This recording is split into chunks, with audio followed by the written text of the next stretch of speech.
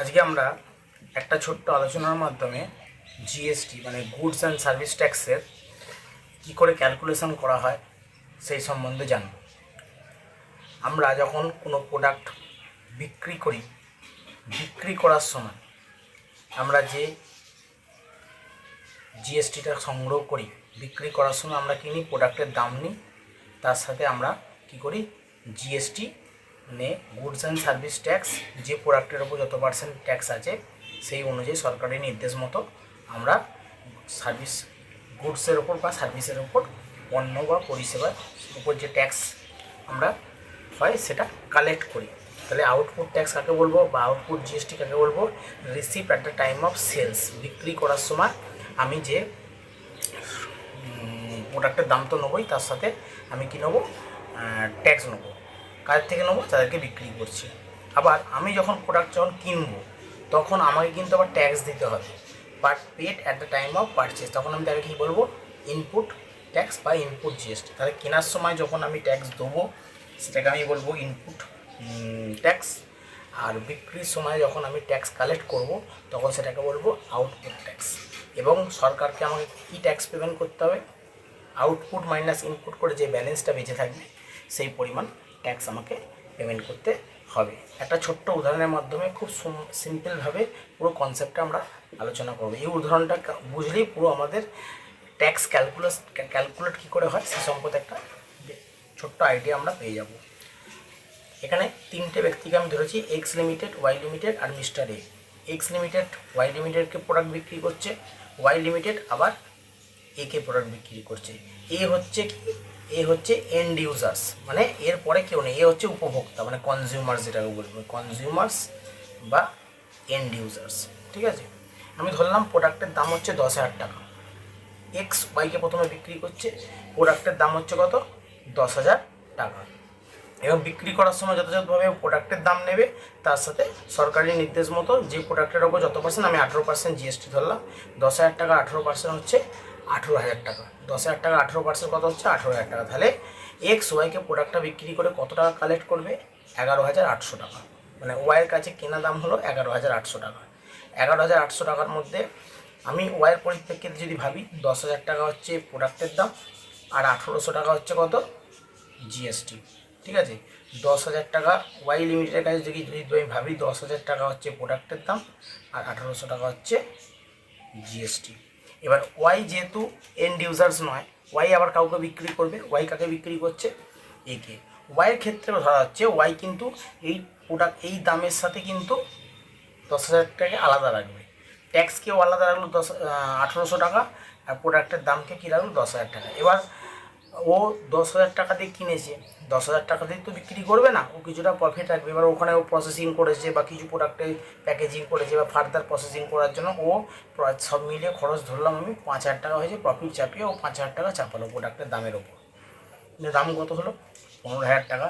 এবার ওয়াই যখন জেডকে বিক্রি করবে আবার জিএসটি চার্জ করবে, কেন? ও কেনার সময় জিএসটি নিয়েছে, কেনার সময় ও জিএসটি দিয়ে কিনেছে, নেওয়ার সময় তো ও কী নেবে? জিএসটি নেবে। ঠিক আছে, তাহলে কেনার সময় আমি কী বলেছিলাম? জিএসটি দিতে হয়। এই যে ইনপুট জিএসটি কি? At the time of purchase. আর বিক্রির সময় কি হয়? জিএসটি রিসিভ করতে হয়, মানে আউটপুট জিএসটি আমরা রিসিভ করব। তাহলে প্রোডাক্টের দাম হলো 15,000 টাকা, তার উপর আবার 18% 2,700 টাকা নিয়ে 17,700 টাকাকে মিস্টার একে বিক্রি করে দিল। তাহলে প্রোডাক্টের দাম হয়েছিল 15,000 টাকা আর 2,700 টাকা হচ্ছে জিএসটি। টোটাল হয়ে গেল কত? 17,700 টাকা, যেটা 17,700 টাকা মিস্টার এ ওয়াই থেকে, ওয়াই লিমিটেড থেকে কিনেছে।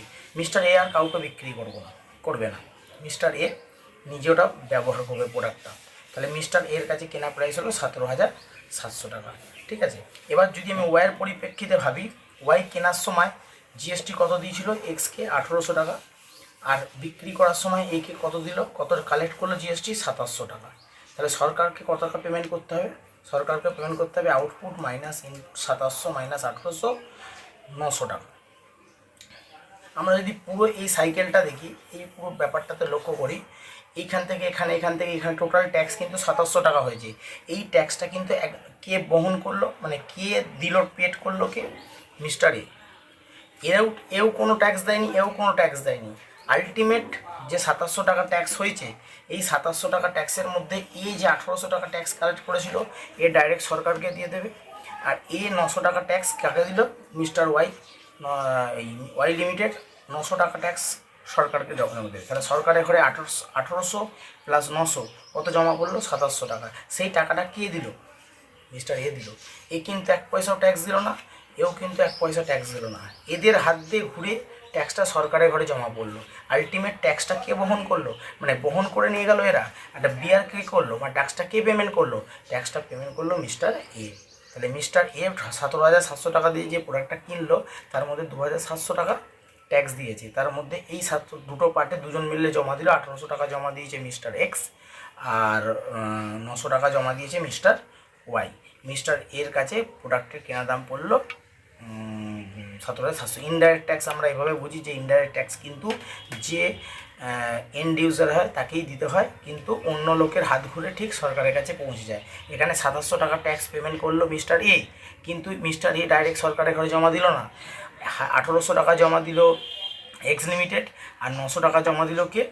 Y limited. দেখ 1800 আর 900 কত হচ্ছে? 2700 টাকা সরকার কিন্তু পেয়ে গেল। আর আলটিমেটলি এরা কিন্তু কেউ ট্যাক্স দিল না। ট্যাক্স কে দিল? যে উপভোক্তা বা যে এন্ড ইউজার্স, সেই কিন্তু ট্যাক্সটা দিল।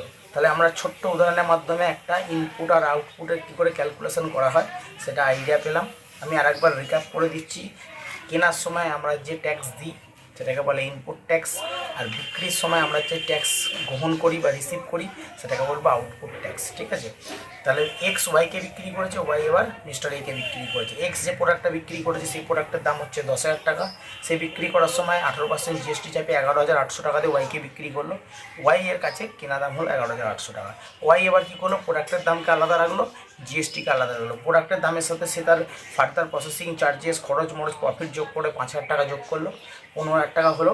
নিয়ে 15,000 টাকার উপর জিএসটি চাপালো 18%, চাপিয়ে 17,700 টাকায় মিস্টার একে বিক্রি করলো। মিস্টার এর কাছে কেনা দাম পড়লো 17,700 টাকা। মিস্টার এই যে 17,700 টাকা দিল, এর জন্য প্রোডাক্টের জন্য দিল 15,000 টাকা, আর 2700 টাকা ও দিল ট্যাক্স, 2700 দিল ট্যাক্স। এই 2700 টাকা ট্যাক্স এরা দুজন সরকারের ঘরে জমা দিল। এ যেহেতু ফার্স্ট টাইম কালেক্ট করেছে, এর কারোর সাথে মাইনাস করার জায়গা নেই। এই সরকারকে ডাইরেক্ট গভর্নমেন্টকে ডাইরেক্ট পেড করবে। গভর্নমেন্টকে পেড টু গভর্নমেন্ট 1800 টাকা পেমেন্ট করে দেবে। ঠিক আছে? 1800 টাকা পেমেন্ট করে দেবে। এ 2700 টাকা ট্যাক্স রিসিভ করলেও এ যেহেতু আগে একে 1800 টাকা দিয়ে দিয়েছে, তাহলে রিমেনিং 900 টাকা কী করবে? ও গভর্নমেন্টকে পেমেন্ট করবে। Paid to government. ঠিক আছে? পেড টু গভর্নমেন্টকে পেমেন্ট করবে মিস্টার ওয়াই লিমিটেড পেমেন্ট করবে। আলটিমেটলি ট্যাক্সটা কিন্তু পেড করলো। ট্যাক্সটা পকেট থেকে কার গেল? ট্যাক্সটা পকেট থেকে মিস্টার এর গেল, কিন্তু ট্যাক্সটা বহন করে কারা নিয়ে গেল? X limited, Y limited. ঠিক আছে? এটাই হলো ইনপুট জিএসটি আউটপুট জিএসটির কনসেপ্ট।